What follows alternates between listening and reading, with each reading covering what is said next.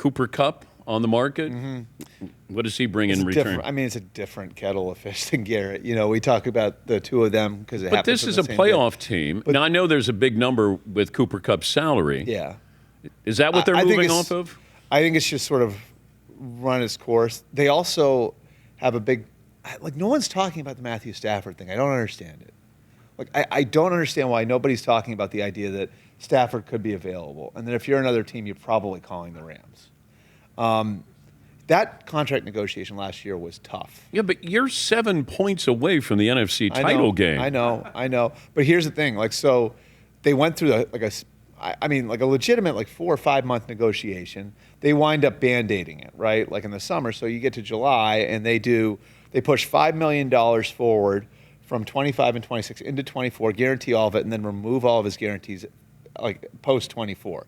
So now we're into a part of his contract where there's no guaranteed money left. He's making less money than he was on the books to make this year because they borrowed from that to give him the money this past year. And they had an agreement when they did the reworked deal, we're going to revisit it at the end of the year. Well, now we're at the point where they're going to revisit it. So what if Matthew Stafford wants a market correction and says, what is it, 7 or 8 guys are making over $50 million. I want $50 million. There's just a lot of stuff there where if I'm another team, I make that call, you know? But there's only a couple of teams that are going to make that call. Steelers? Okay.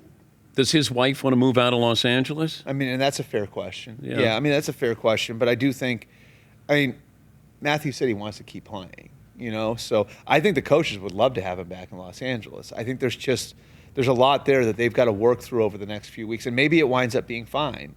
But I know this, like, if I'm one of those teams that if I feel like I'm a quarterback away and I look at the market and I see Sam Darnold, Russell Wilson, Justin Fields, Stafford's the guy who could put you over the top. I mean, we saw it 4 years ago, you know, when he was available, and the Rams, you know, he put the Rams over the top.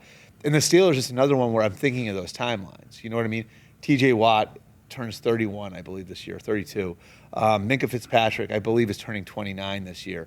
So the Steelers are like in that same position I talked about with Cleveland, where it's like they don't have their answer at quarterback. They don't have a quarterback who can put them in a position to compete with Mahomes, Allen, Burrow, Lamar in the AFC right now.